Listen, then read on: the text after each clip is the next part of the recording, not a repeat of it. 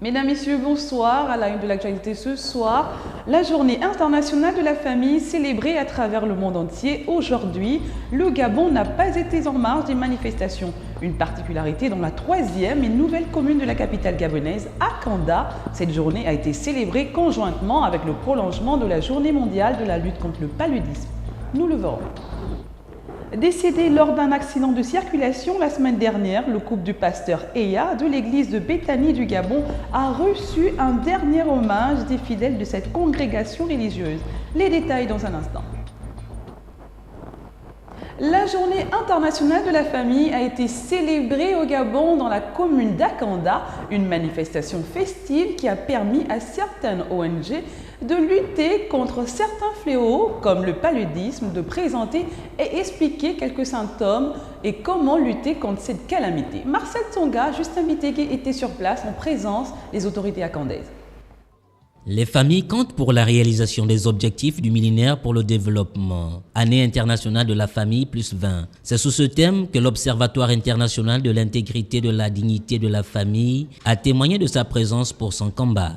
Nous avons tenu aujourd'hui, jeudi 15 mai, à organiser cette opération de sensibilisation, de lutte contre le paludisme, ici au Cap Esterias, pour faire d'une pierre deux coups, c'est-à-dire dire aux populations que les familles sont certes importantes, parce que dans les familles, le maillon le plus faible, ce sont les enfants, et nous savons que les cibles, sinon les victimes les plus importantes au niveau du paludisme sont les enfants de 0 à 5 ans. Même idée, même combat, les autorités municipales d'Akanda veulent elles aussi bouter le paludisme hors de leur commune.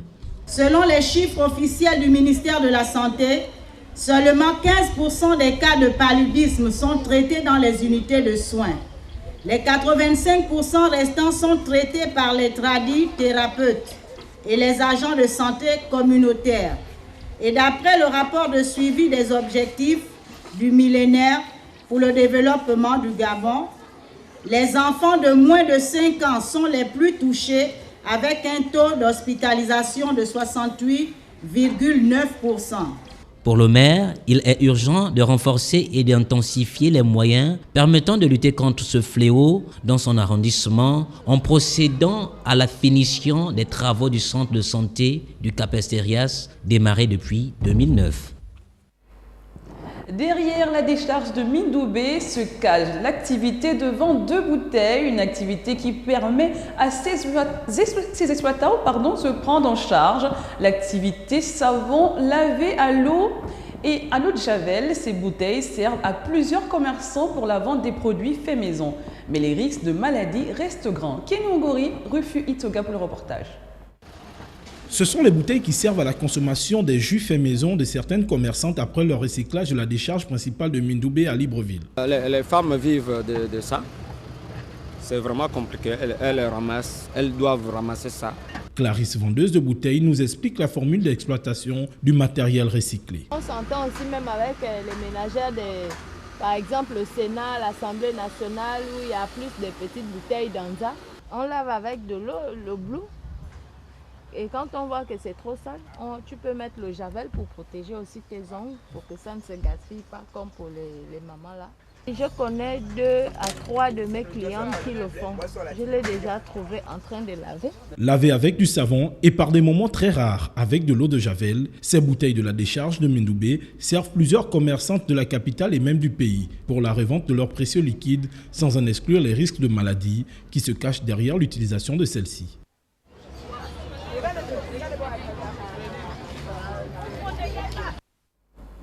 Cap sur la musique maintenant, le groupe de jazz américain de l'université de Berkeley de Boston a rendu visite ce mercredi à l'équipe rectorale de l'université Omar Bongo du Gabon. Cette visite s'inscrit dans le cadre d'une future collaboration entre les deux temples du savoir en matière de musique, Marcel Tsonga et Justin Bitégué. Ils ont foulé le sol africain pour se ressourcer. Après le Bénin, le Togo, l'auto revient au Gabon. Objectif, s'imprégner des réalités socioculturelles du continent noir où le jazz tire ses racines. Music is transformation. Et de la transformation. La musique jazz a transformé la vie de beaucoup de personnes. Ce n'est pas dans tous les siècles qu'on voit une nouvelle façon de musique naître. Mais dans le XXe siècle, nous avons vu la naissance d'une nouvelle tendance musicale, c'est le jazz. Ça s'appelle le jazz, mais nous savons que cette musique a les racines profondes dans l'Afrique.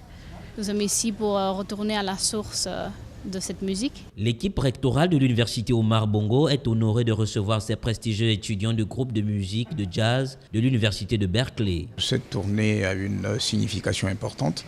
Ils vont se produire à l'UOB et à travers la musique, nous voyons se nouer des relations importantes parce que la musique véhicule un message d'amitié, un message d'amour, un message de fraternité. Ces éléments sont importants pour envisager un partenariat ultérieur avec l'université de Berkeley aux États-Unis, dont nul n'ignore aujourd'hui qu'elle est l'une des plus importantes, l'une des plus célèbres des États-Unis. Le Berkeley Global Jazz Institute donnera une prestation ce samedi à l'université Omar Bongo en collaboration avec des musiciens gabonais. Frédéric Gassita et son groupe seront de la partie. Le centre d'évangélisation Bethany endeuillé après la disparition de l'un de ses principaux pasteurs dans un accident de la circulation sur la Nationale 1. Le 1er mai dernier, avec sa femme et d'autres membres de la famille, lors d'une soirée de culte, un hommage lui a été rendu. Kenyon Ngori sur les images du Magic Elkanah.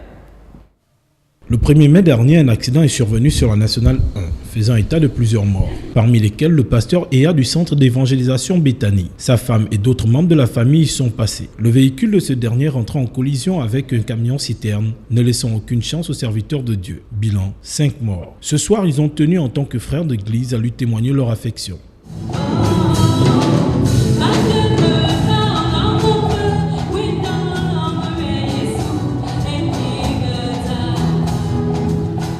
Les yeux scintillants de larmes, les frères d'église font le témoignage d'un homme dévolu à la tâche du Seigneur, disponible et très engagé. C'était quelqu'un qui était omniprésent. Il faisait beaucoup d'activités au sein de l'église et son but c'était que les choses s'améliorent. C'était quelqu'un qui était là pour apporter toujours sa touche à toute organisation. Monsieur Ea, pasteur, a été quelqu'un de très engagé, quelqu'un d'aimable, quelqu'un de très disponible. Ea a été pour nous un homme à tout faire, un homme proactif. Il ne venait jamais te voir pour dire il y a un problème, mais c'est toujours pour apporter une solution. Les mots qui le caractérisent et son efficacité ne seront plus que des souvenirs pour son entourage. L'ami, le frère, le pasteur Ea, fidèle parmi les fidèles du centre d'évangélisation Bethany et collaborateur proche du révérend Francis Michel Badinga, vient de tirer sa révérence. Un hommage mérité lui est rendu.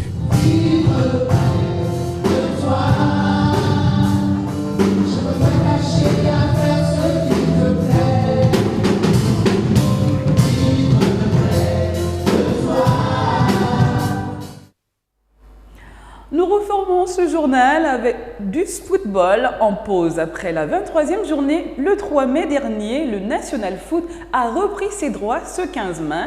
La raison de cette pause est une simple décision de la Ligue nationale de football, l'INAF, qui a permis aux joueurs de se reposer afin de reprendre des forces pour la dernière ligne droite. Plus de précision avec Marvin Beryl. Afin d'éclairer l'opinion sur la pause constatée du championnat national après la 23e journée le 3 mai dernier, la LINAF s'explique. C'est une volonté délibérée de la part de la Ligue nationale de football qui avait voulu programmer les 3 dernières journées dans tous les stades à la même heure, c'est-à-dire à 16h. Et donc, après la 23e journée, la LINAF a voulu donner du temps de repos au club, mais surtout aux acteurs qui étaient assez largement éprouvés quand même, parce que vous avez constaté qu'à partir de la 14e journée, c'est-à-dire la première de la phase retour, le rythme était quand même assez effréné, et donc pour préserver un petit peu les organismes des uns et des autres, la LINAF a volontairement créé cette petite pause pour leur permettre de repartir sur un bon pied et avec une forme beaucoup plus intéressante sur les 3 dernières journées. Et donc, la 24e journée qui se joue aujourd'hui, ce jeudi, se joue dans tous les stades et à 16h. La suite, c'est dimanche, donc on va dire 3-4 jours après, dans tous les stades à 16h.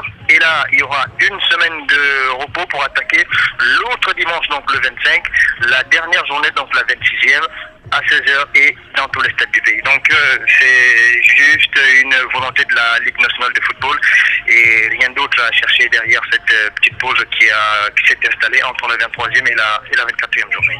À l'affiche des rencontres de Libreville, ce 15 mai, comptant pour la 24e journée, CF Mounana contre AS Solidarité au stade Monédan de Siban, FC Sapin face à Mangasport au stade de Nzayon. Voilà, c'était tout pour ce journal. Merci de l'avoir regardé. L'info se poursuit sur www.gabonnews.com. Je vous souhaite à tous une excellente fin de soirée. À demain.